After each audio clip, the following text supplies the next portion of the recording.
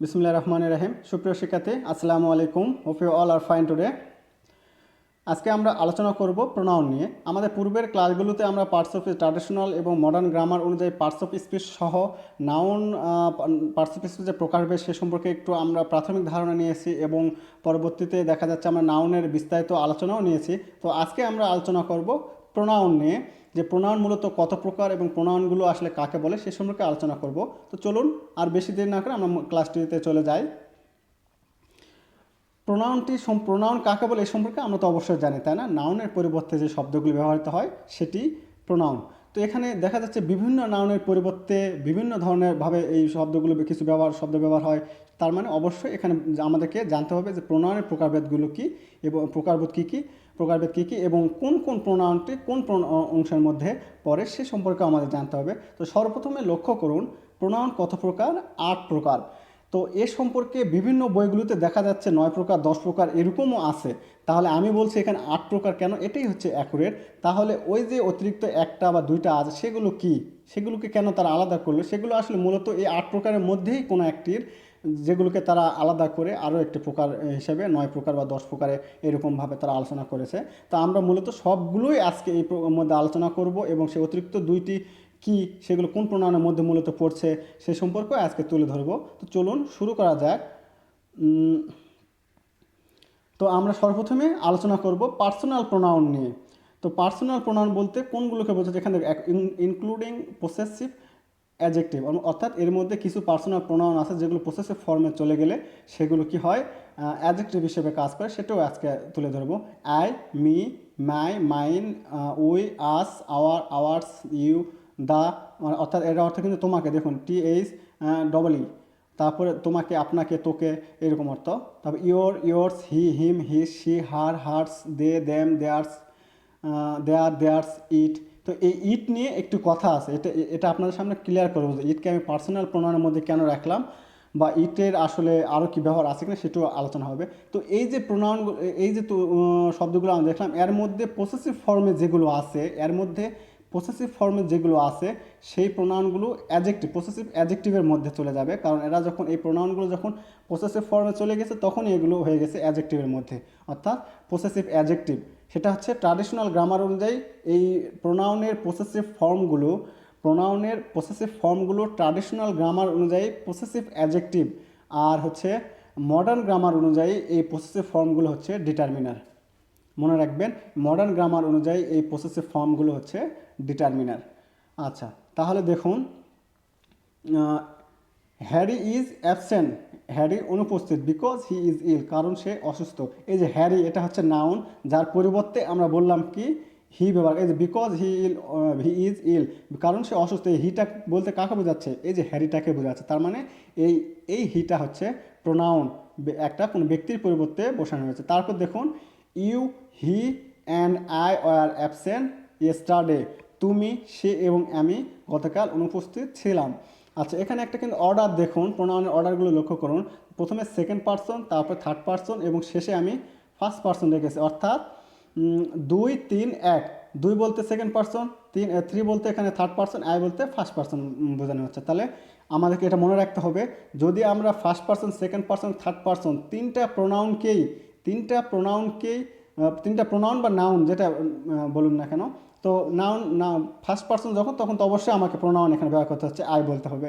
Second person আমরা you বলতে পারি, কিন্তু থার্ড পার্সন হিসেবে আমরা হয়তো কোনো ব্যক্তির নামও থাকতে পারে, হি, শি, দে এগুলাও থাকতে পারে। তো সেক্ষেত্রে আমাকে অর্ডারটা কি ফলো করতে হবে? প্রথমে সেকেন্ড পার্সনটা বসাবো, তারপরে থার্ড পার্সন, তারপরে আমরা ফার্স্ট পার্সন বসাবো শেষে। তো এক্ষেত্রে যদি এরকম হয় যে সেকেন্ড পার্সন আর থার্ড পার্সন আছে, তাহলে ইউ অ্যান্ড আই, অথবা থার্ড পার্সন আর ফার্স্ট পার্সন আছে তাহলে হি অ্যান্ড আই, সমস্যা না, আমাদের সিরিয়ালটা এটা থাকবে 3, 2, 1। আচ্ছা, তারপরে নিচের লাইনে দেখুন আমি আবার 1, 2, 3 করে দিয়েছি। I, you and he are guilty, I, you and he are guilty. তাহলে এখানে দোষ যদি বোঝায়, যদি দোষ স্বীকার করা বোঝায় বা দোষ যদি বোঝায়, তাহলে সেখানে সিরিয়ালটা হবে এইভাবে, সিরিয়ালটা 1, 2, 3, অর্থাৎ first, second, third, first person, second person, third person, এইভাবে হবে। সেক্ষেত্রে এই যে এখন I, you, he are guilty, এভাবে আমরা প্রকাশ করলাম এটা। ওকে, তাহলে এখন একটু ইট নিয়ে কথা বলবো।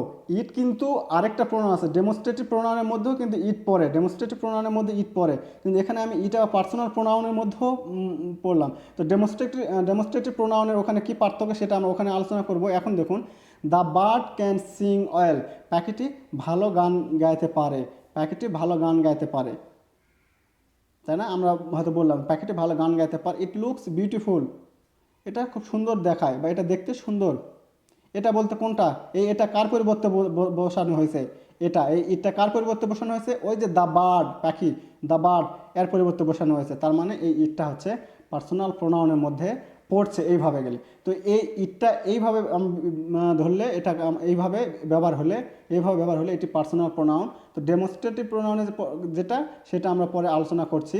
চলুন তারপরটা দেখা যাক। রিফ্লেক্সিভ প্রোনাউন বা emphatic pronoun, myself, ourself, ourself, yourself, yourself, himself, herself, themself, itself ইত্যাদি। এগুলো হচ্ছে রিফ্লেক্সিভ প্রোনাউন। এরা যদি নাউন বা প্রোনাউনের পরপরই বসে তাহলে ইমফ্যাথিক প্রোনাউন। তাহলে রিফ্লেক্সিভ প্রোনাউন আর ইমফ্যাথিক প্রোনাউনের মধ্যে জাস্ট এইটুকুই পার্থক্য। রিফ্লেক্সিভ প্রোনাউনগুলো দেখা যাচ্ছে যে ভার্বের পরে বা বাক্যের শেষে বসবে, কিন্তু এই শেষে বসবে, সাবজেক্টের নাউন বা প্রোনাউনের সাথে যুক্ত থাকবে না। কিন্তু এই হচ্ছে ইমফ্যাথিক ইমফ্যাথিক প্রোনাউন যখন হবে তখন কী হবে? এগুলো নাউন বা প্রোনাউনের সাথে যুক্ত থাকবে। তাহলে আই হার্ট মাইসেলফ, আমি আমাকে আঘাত করেছিলাম। তারপর উই হার্ট আওয়ার সেলফ। তাহলে এই যে দেখুন, the horse heart it self. তাহলে এই যে এই মাইসেলফ বলতে কাকে বোঝানো হচ্ছে? ওই যে সাবজেক্ট আইকেই বোঝানো হচ্ছে। তার মানে সাবজেক্ট আয়ের প্রতিচ্ছবি আরেকটি কি? এই মাইসেলফ, মানে যেই আই সেই মাইসেলফ, দুজন একই। তো এরকম বোঝাচ্ছে রিফ্লেক্স। তো এখন ইমফ্যাথিক বলবো কখন? দেখুন আমি একটা উদাহরণ বলি। He he himself did the mistake, সে নিজেই ভুলটি করেছে। এই যে ইমফ্যাথিক শব্দটার অর্থ হচ্ছে জোর দেওয়া বা জোর বোঝানো। সে নিজেই ভুলটি করেছে।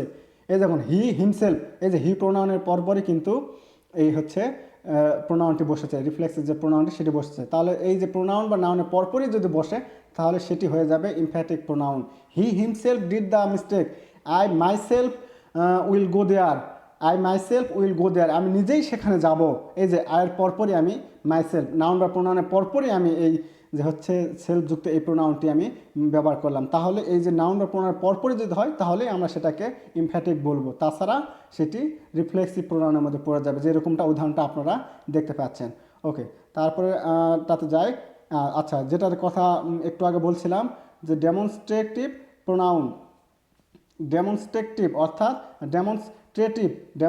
প্রোনাউন বলতে ওই প্রোনাউনগুলো বোঝায় যেগুলো বাক্যের মধ্যে অবস্থিত কোনো একটা নাউনকে নির্দেশ করবে। বাক্যের মধ্যে অবস্থিত কোনো একটা নাউনকে নির্দেশ করবে। যেমন দিস ইজ মাই বুক, এই হয় আমার বই। এই নির্দেশ করতেছে, একটাকে নির্দেশ করতেছে। কাকে নির্দেশ করতেছে? এই যে বইটার দিকে নির্দেশ করে বলতেছে যে এই হয় আমার বই।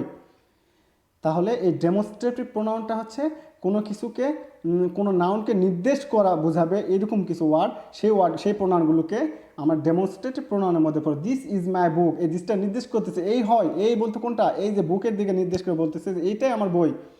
তারপর দিস আর মেয়ারলি এক্সকিউজ, এগুলো নিছকই একটা অজুহাত। দিস আর মেয়ারলি এক্সকিউজেস, এগুলো নিছক একটা অজুহাত। তাহলে এগুলো বলতে কোনগুলো? এই যে অজুহাতগুলোকে দিকে আমি নির্দেশ করতেছি যে এগুলো কোনগুলো নিছক? এগুলো, এই যে এগুলো দ্বারা ওই এক্সকিউজের দিকে আমি নির্দেশ করতেছি। তারপর দেখুন, I may not have offend, I may have offend, আমি হয়তো পাপ করতাম, but such was not my intention, কিন্তু এটা আমার উদ্দেশ্য নয়। এটা কি নয়? উদ্দেশ্য। এটা ইকুয়াল টু উদ্দেশ্য। এটা অর্থাৎ সাচ এবং ইন্টেনশন দুটো মাঝখানে আমরা কিন্তু সমান চিহ্ন ব্যবহার করতে পারি। এটা বলতে কোনটাকে বোঝানো হচ্ছে? এই উদ্দেশ্যটাকে। তার মানে এই সাচটা নির্দেশ করতেছে কাকে? ইন্টেনশনকে। তার মানে এই ডেমনস্ট্রেটিভ প্রোনাউনের কাজ কি? নির্দেশ করে। এরা এমন কিছু প্রোনাউন যেগুলো বাক্যের মধ্যে অবস্থিত, মাথায় রাখবেন, বাক্যের মধ্যে অবস্থিত কোনো নাউনকে নির্দেশ করে। আচ্ছা, এরপরে আসি সেই আবার ইট নিয়ে, যেটা কিছুক্ষণ আগে আমরা দেখলাম পার্সোনাল প্রোনাউনের মধ্যে। এখন এই ইটি আবার আছে ডেমনস্ট্রেটিভ প্রোনাউনের মধ্যে। তাহলে এর কারণটা কিন্তু আমরা বাক্যের এক্সাম্পল দেখে বুঝতে পারছেন। It is a beautiful bird, it বলতে আমি নির্দেশ করতেছে বার্ড, পাখিকে, ওই বাক্যের মধ্যে অবস্থিত নাউনকে নির্দেশ করতেছে। ইট ইজ এ বিউটিফুল বার্ড।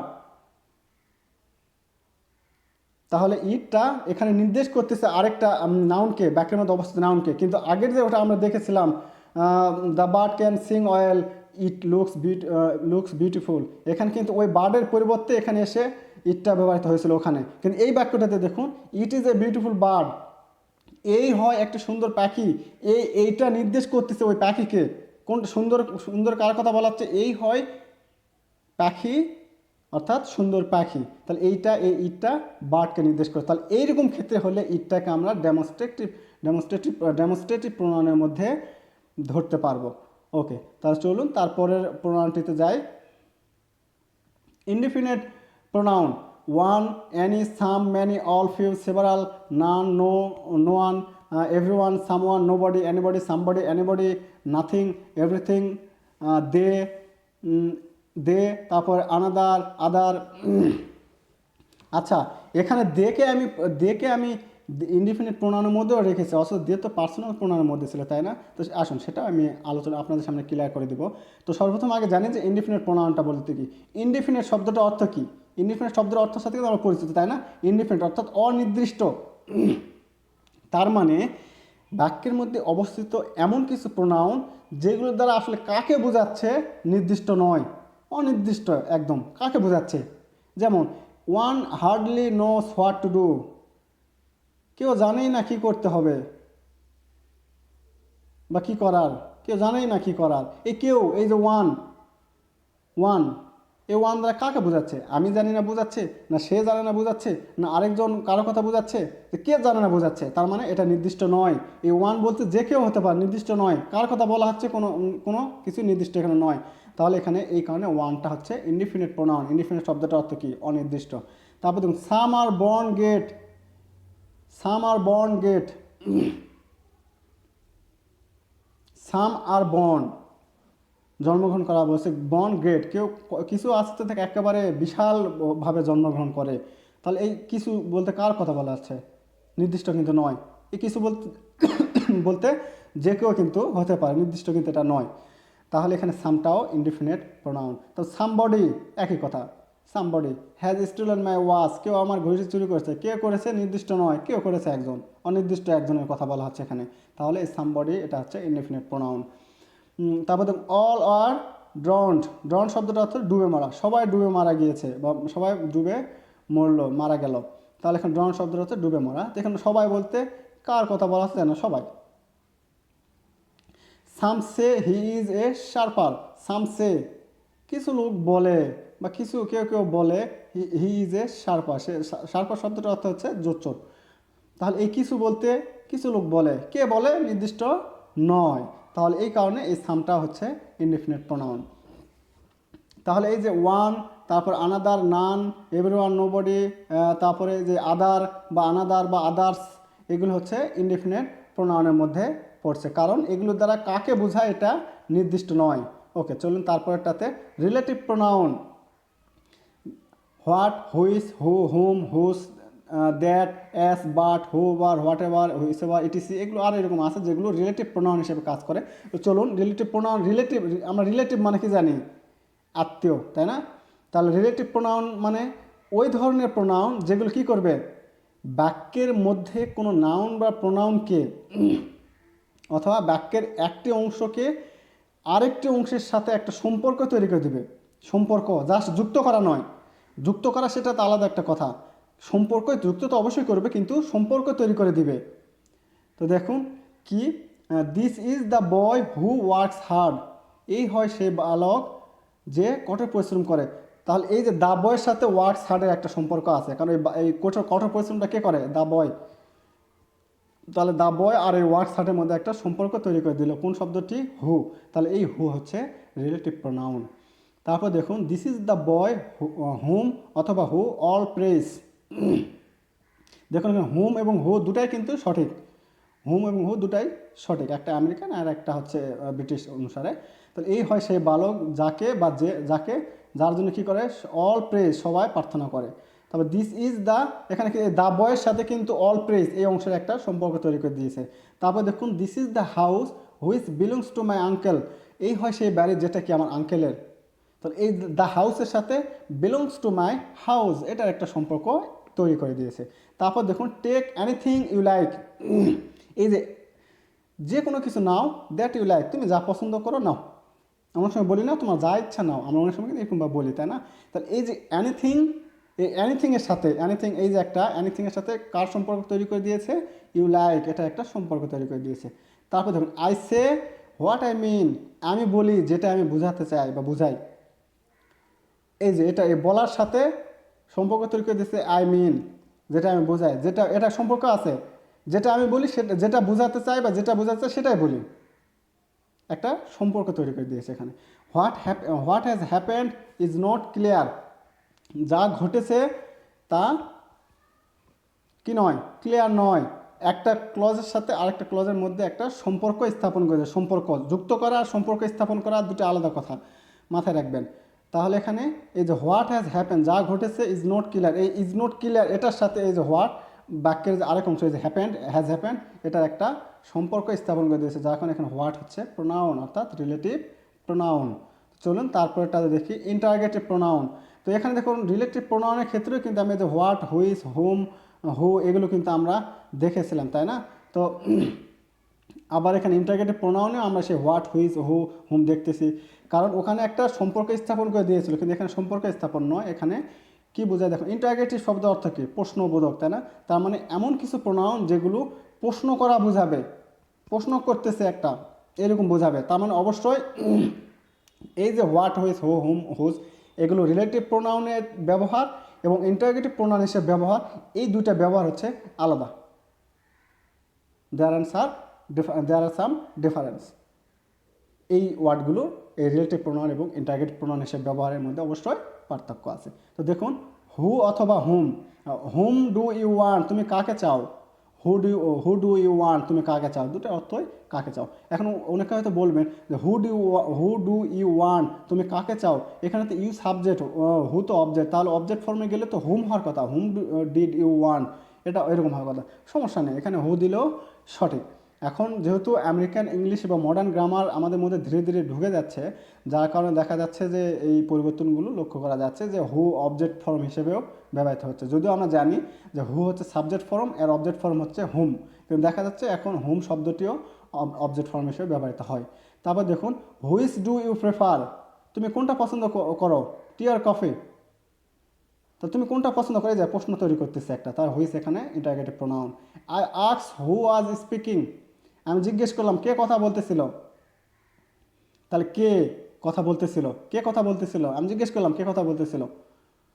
দেখুন এখানে প্রশ্ন করা বোঝাচ্ছে, যার কারণে এখানে হুটা হচ্ছে ইন্টারগেটিভ প্রোনাউন। কিন্তু বাক্যের শেষে কিন্তু প্রশ্নবোধক চিহ্ন নেই, কারণ কি, কারণ এটা ইন্টারগেটিভ বাক্য নয়।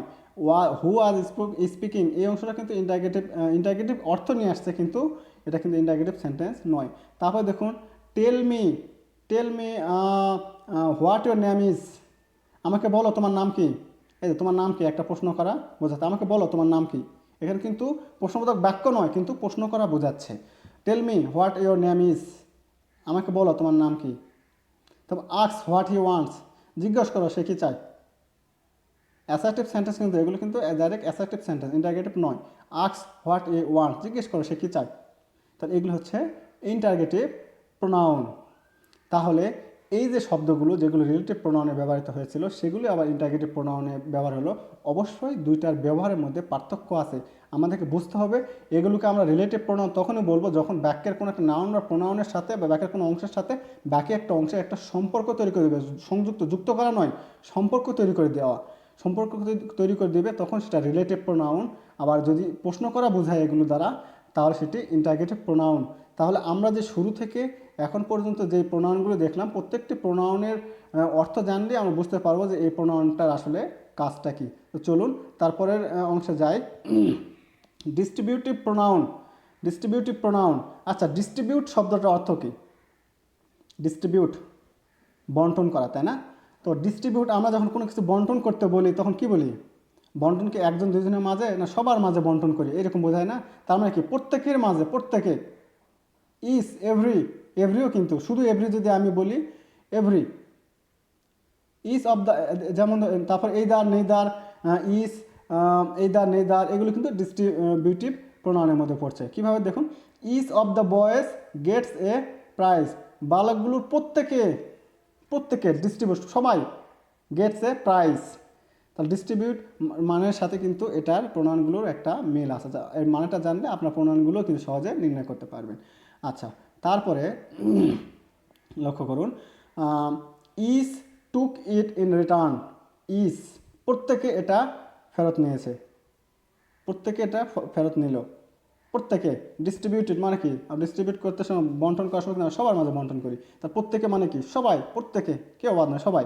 তাহলে either of you, either of you, you এখানে কিন্তু প্লুরাল হিসেবে ব্যবহৃত হচ্ছে। এইদার অফের পরে প্লুরাল নাউন থাকে, এইদার অফ, নেদার অফের পরে প্লুরাল নাউন থাকতে পারে, প্লুরাল নাউন থাকে। তাহলে এইদার অফ ইউ, তোমাদের কেউ ক্যান গো, যেতে পারো, তোমাদের কেউ যেতে পারো।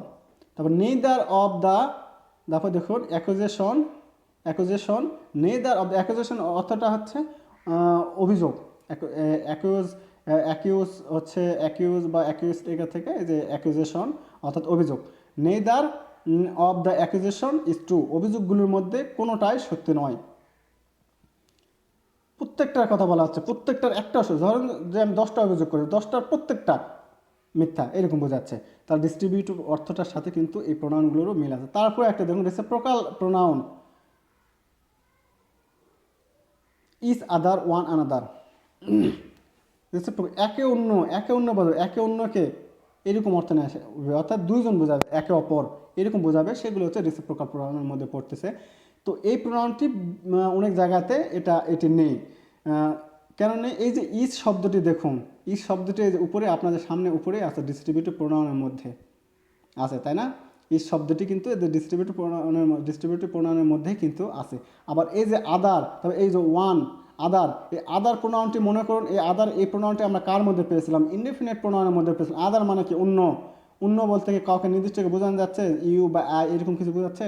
অন্য বলতে কে হতে পারে? আমি হতে পারি, বা সেকেন্ড পার্সন কেউ হতে পারে, থার্ড পার্সন কেউ, একটা হিসি হতে পারে, যে কেউ হতে পারে। তার মানে এই আদার দ্বারা কিন্তু নির্দিষ্ট নয়, এটা কিন্তু শুধু আদারটা কিন্তু ইনডিফিনিট প্রোনাউনের মধ্যে ছিল। তারপর যখন এই যে ডিস্ট্রিবিউটিভ প্রোনাউনের থেকে এই যে ইজ এবং ইনডিফিনিট প্রোনাউন আর, এই দুটো যখন একত্রে যদি আমি বলি, ইজকে তো আলাদাভাবে বলতে গেলে ডিস্ট্রিবিউট প্রোনাউন, আদারকে আলাদাভাবে বললে ইনডিফিনিট প্রোনাউন, কিন্তু ইজ আদারকে একত্রে যদি বলা হয় তাহলে রেসিপ্রোকাল প্রোনাউনের মধ্যে পড়বে। তো সেরকমভাবে ওয়ান কি, আমরা ওয়ান কিন্তু ইনডিফিনিট প্রোনাউনের মধ্যে পেয়েছিলাম, আনাদারও ইনডিফিনিট প্রোনাউনের মধ্যে পেয়েছিলাম, কিন্তু দুটো একসাথে যদি কল্পনা করে বলি, ধর একটা বাক্যতে দুটো একসাথে আছে, তাহলে সেটা রেসিপ্রোকাল প্রোনাউনের মধ্যে পড়ে। যেমন দে টু লাভ ইচ আদার, এই যে ইচ আদার দুটাকে একত্রে রেসিপ্রোকাল প্রোনাউন, অর্থাৎ আলাদা আলাদাভাবে বললে ইজ হচ্ছে ডিস্ট্রিবিউটিভ, আদার হচ্ছে ইনডিফিনিট, কিন্তু ইচ আদারকে একসাথে বললে রেসিপ্রোকাল প্রোনাউন। ঠিক একই রকমভাবে দে ফট উইথ ওয়ান আনাদার, ওয়ানকে আলাদাভাবে বললে ইনডিফিনিট প্রোনাউন, আনাদারকে আলাদাভাবে বললে ইনডিফিনিট প্রোনাউন, ওয়ান আনাদারকে একসাথে বললে আর ইনডিফিনিট প্রোনাউন বলা যাবে না, দুটাকে একসাথে বললে রেসিপ্রোকাল প্রোনাউন হিসেবেই আমাদেরকে বলতে হবে। তাহলে এই ছিল আমাদের প্রোনাউন নিয়ে বিস্তারিত আলোচনা। আশা করি আপনাদের ক্লাসটি ভালো লেগেছে। কারো এরপরও যদি আপনাদের এই ক্লাসটি যদি পুরাটা যদি আপনারা মনোযোগ সহকারে দেখেন, আশা করা যাচ্ছে আপনি ভবিষ্যতে যত ধরনের প্রোনাউন আছে সবগুলো নির্ণয় করতে সক্ষম হবেন। এবং দেখা যায় যে বিভিন্ন পরীক্ষাগুলোতে এইরকম প্রোনাউন থেকে আসে যেগুলোকে নির্দিষ্ট করতে বলা হয় এই প্রোনাউনটা আসলে কোন প্রোনাউনের মধ্যে পড়ছে। সেক্ষেত্রে আপনি কিন্তু প্রোনাউন সম্পর্কে বিস্তারিত না জানলে সহজে এটা কিন্তু আলাদা করতে পারবেন না। অবশ্যই আপনাকে এই কারণেই বলা হচ্ছে যে শর্টকাট বয়কট করুন, যে কোনো কিছুই হোক না কেন বিস্তারিতভাবে আমাদেরকে জানতে হবে, তবেই আপনারা সেই জিনিসটার সম্পর্কে একটা ভালো একটা দক্ষতা অর্জন করতে পারবেন। তো পরবর্তীতে আপনাদের সাথে আবারও নতুন একটি ক্লাস নিয়ে আলোচনা হবে। ততক্ষণ পর্যন্ত সবাই ভালো থাকবেন, সুস্থ থাকবেন। আল্লাহ হাফেজ।